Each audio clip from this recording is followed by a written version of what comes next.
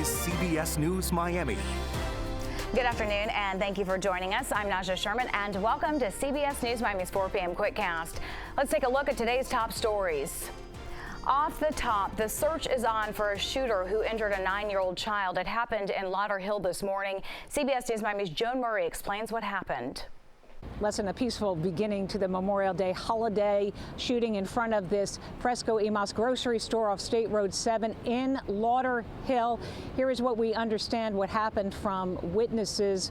Apparently, 2 people were in an argument in front of a store in their cars when a witness told me that a man got out and began shooting. When I got here, he was arguing with another resident that was in front of the store. As you could see, it say no parking fire zone. So I guess neither of them wanted to move. And he was really like, when he said, "Oh, I shoot this up, everybody leave me alone," had a very bad day, I guess. We make it to the entrance of the store, he just started shooting everywhere. Just was shooting everywhere. We run, we fall, we tumble, and me and the kid, we tumble across each other. When we look back, I went to picking up my belongings, and that's when we see a lot of blood. Like, he was bleeding out fast, and that's when I seen he got hit into his foot, but it didn't hit any major artery. I'm a nurse, so I just stopped the bleeding, took his shirt off, and wrap it around his feet to stop the bleeding until the paramedics come. We understand from witnesses that the shooter took off. We'll have an update on exactly what happened coming up on CBS Miami beginning at 5. Reporting in Lauderhill, Joan Murray, CBS News Miami. Now at 4, investigators pulled a body out of a North Miami Beach canal around 8 this morning.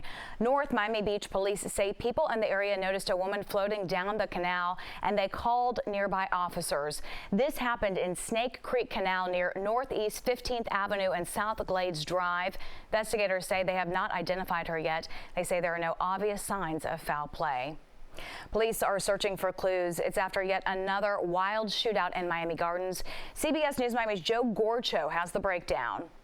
I had a chance to speak to the homeowner where his home surveillance footage captured the dramatic driveway video from the shootout that you see behind me, that multicolored surface driveway here in this Miami Gardens neighborhood on Saturday night. Now, he didn't wish to speak on camera, but he did tell us that he wasn't home at the time of the shootout, adding he's overwhelmed, but does plan to speak with detectives again later this week.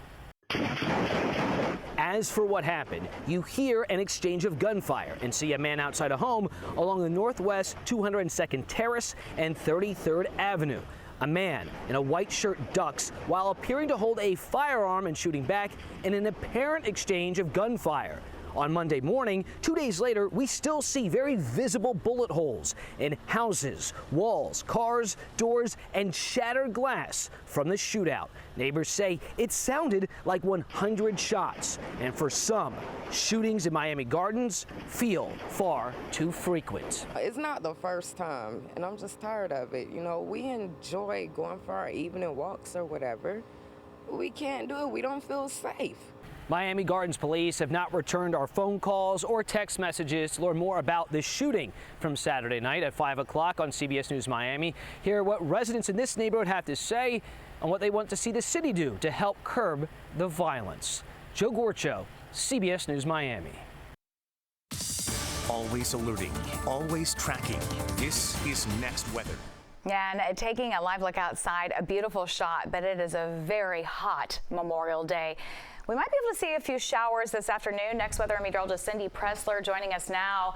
Will that cool us off any? Yeah, if you get under one of these tiny little showers that hopefully will develop this afternoon, yeah, it'll cool you down a few degrees, at least temporarily. But we're going to kind of go into more of a typical summer-like pattern, which is when we get showers and storms just about every day, every afternoon. I think we're going to see a lot of that tomorrow. So that's really what's happening here. Hot again, triple-digit feels like temperatures. Same thing happened today. Highest one I saw for Miami was 103 this afternoon.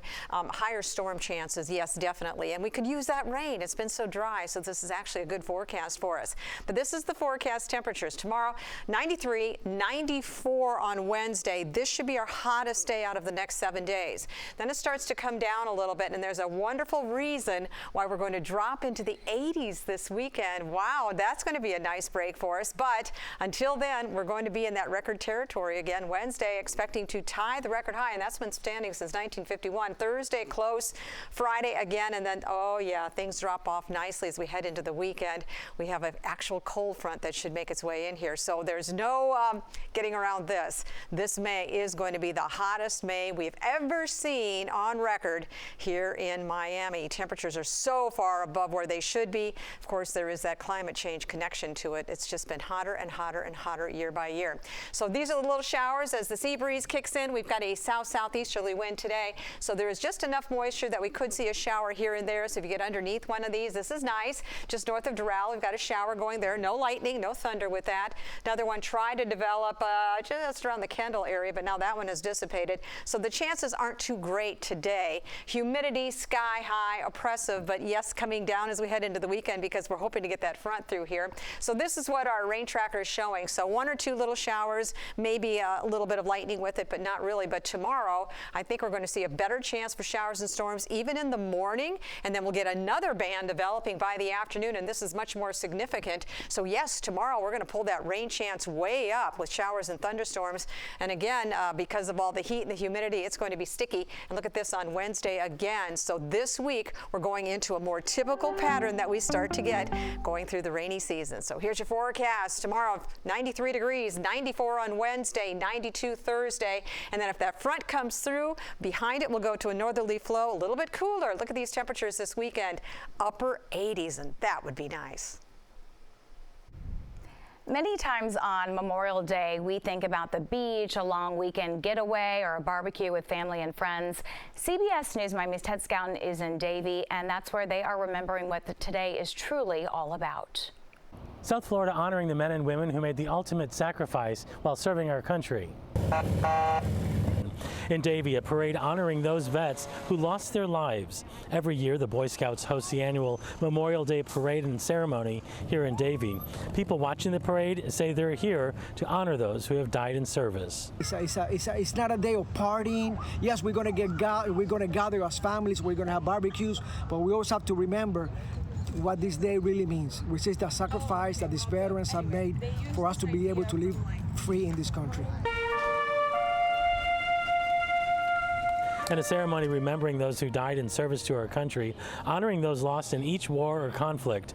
Coming up later on CBS News Miami, we're speaking to a World War II vet who talks about the importance of honoring our war heroes. In Davie, Ted Scouten, CBS News Miami.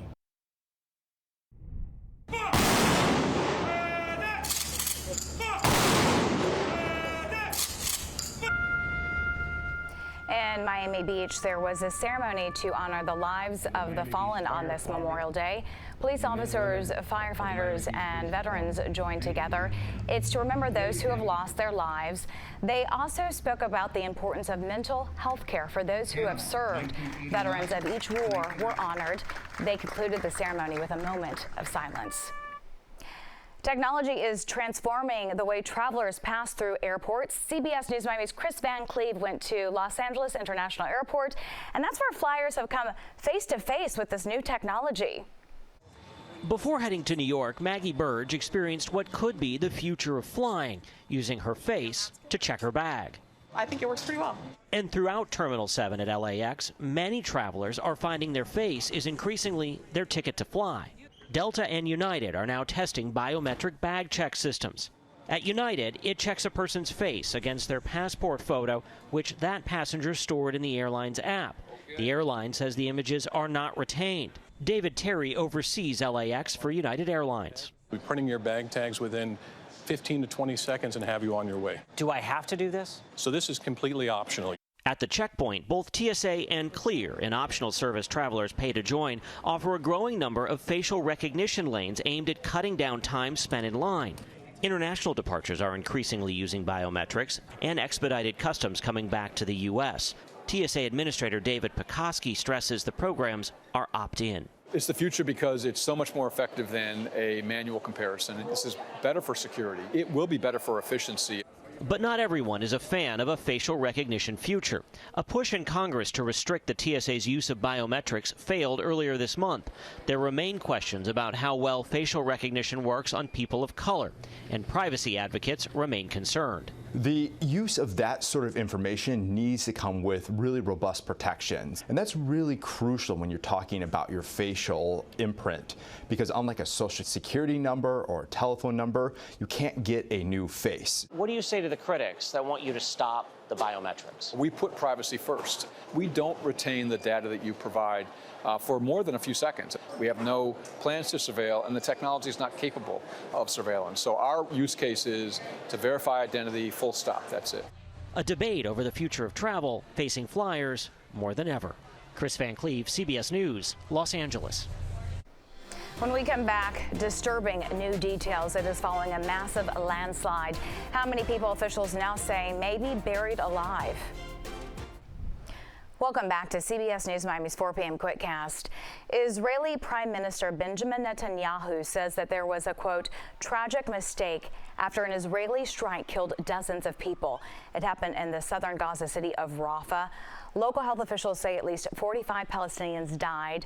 They included displaced people living in tents that were engulfed in fire. Netanyahu says Israel is investigating the strike. Papua New Guinea government officials say more than 2,000 people were believed to have been buried alive by Friday's massive landslide. This is triple the United Nations estimate, their estimate of 670. That's what they thought originally lost their lives. The government has now formally requested international help. The U.S. and Australia, a neighbor of the island nation, have publicly stated that they will provide help in response. About 70 million Americans are expected to be impacted today by severe weather. It follows tornadoes and other extreme weather that killed at least 21 people in parts of the Midwest and the South over the weekend. CBS News Miami's David Malkoff reports from Valley View, Texas. A funnel cloud was caught on camera in Eddyville, Kentucky. The state's governor declared a state of emergency early Monday because of the severe weather. Communities across Kentucky experienced storms that produced strong winds, multiple tornadoes, hail in some places. Hail and twisters also battered parts of Missouri. In St. Louis, neighbors worked to clear the debris. We're lucky. Everybody here is lucky our houses weren't destroyed. Arkansas Governor Sarah Huckabee Sanders got a first-hand look Monday at the damage in her state. I knew something was bad. We heard it. It lasted a couple minutes, and then pretty devastating. 2 young children were among the victims of deadly twisters in Cook County, Texas. With this particular one, the damage and the loss is just really heartbreaking. If you look at all the 300 tornadoes that have happened so far this season, it makes it the second worst April on record. Amid the destruction, there are stories of heroism, including at this truck stop where Hugo Parra told his fellow travelers to take shelter in the bathrooms. When I say let's go to the restrooms, you know, the dispatcher started, hey, go, go, go, go, go. And everybody listened and everybody go to the restrooms. That person saved probably 50, 60 lives. The local emergency manager tells CBS News nobody died in this gas station, thanks to that quick thinking voice in the dark. Dave Malkoff, CBS News, Valley View, Texas. There is a risk of tornadoes today from Pennsylvania to North Carolina. There's also a risk of flash flooding around the Philadelphia and New York areas. That's the CBS News Miami Quickcast. I'm Nasha Sherman. Stay tuned for more news right here on CBS News Miami, and have a safe Memorial Day.